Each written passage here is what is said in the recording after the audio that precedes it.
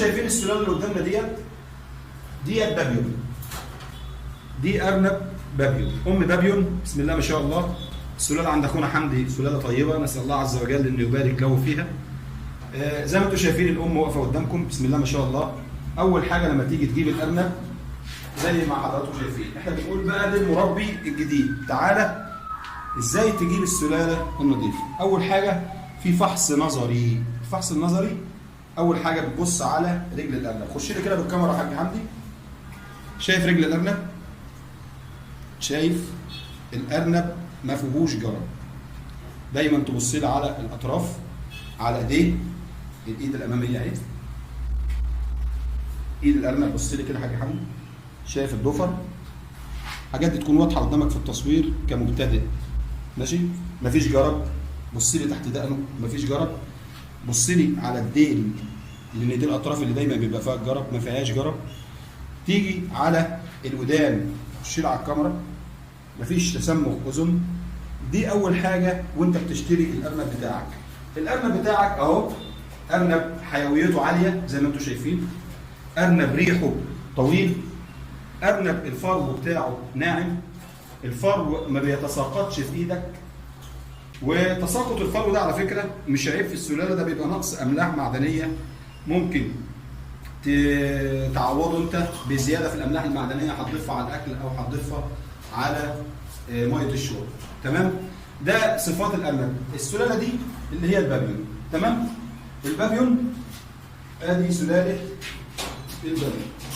يا جماعة اشتركوا في القناة عشان عدد المشتركين يزيد، ولا انتوا مش عاوزين تساعدونا ولا ايه؟ ديت الريكس عشان تبقى عارف. الاسمر اللي قدامك ده بسم الله ما شاء الله من السلالات الجيده في انتاج اللحم. البابيون والريكس والنيوزيلندي زي ما هنوريه لكم دلوقتي. ده الريكس ارنب ما شاء الله زي ما انتم شايفين، ريحه طويل، شيل على الودان. الودان زي ما انتم شايفين حاجه في منتهى النظافه، حاجه في منتهى الجمال. يعني يا بخت اللي هياخد من عندك هنا حمدي سلالات. تمام؟ الارنب زي ما انتم شايفين ما يكونش الضفر بتاعه طويل. الضفر الطويل والعريض دليل على انه سنه كبير. خش كده على الضفر. طبعا مسكه الارنب يا جماعه عشان تبقوا عارفين، الارنب دايما بيتمسك بالطريقه ديت عشان تبقى انت ملك. في ناس ترفعه من الودن بس، ده غلط. لما ترفعه من ودنه بس تخيل هو وزنه 3 4 كيلو وانت معلقهم على لحمه الودن، فده غلط. المسكه الصحيحه الارنب بالطريقه دي، تاخده مع الفرو بتاع الكتف ده كده، الجلد نفسه، يبقى الارنب كده في ايدك من غير حركه. بص الضفر ما يكونش طويل. شايف الضفر عمقه قد ايه؟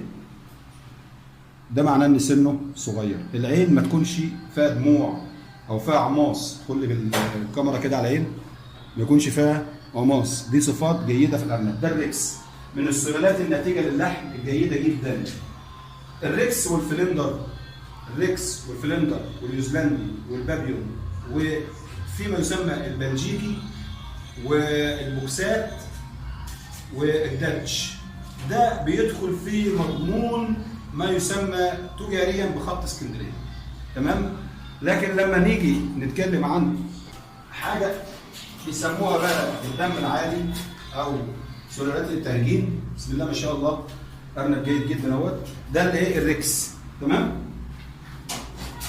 ده البابيون. السلام عليكم ورحمة الله وبركاته. لو عجبك الفيديو هتعمل لايك وشير وسبسكرايب وباي باي. ده الفلندر.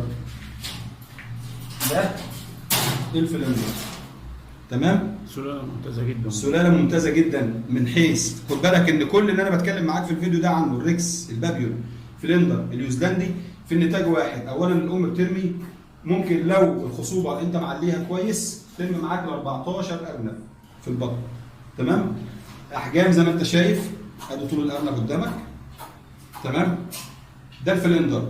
البطن لون شعر البطن فاتح، اللون الثاني رمادي، لون الظهر رمادي. ده الايه؟ الأرنب عالي. ده الفلندر. الأرنب عالي طويل. ارنب ما شاء الله ريحه طويل زي ما انت شايف.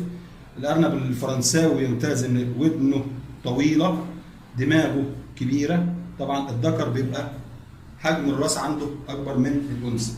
ده بالنسبه للفلندر. عندنا احنا صورنا كده البابيون، الريكس، الفلندر، ماشي. عندنا النيوزيلندي، دي البوسكات.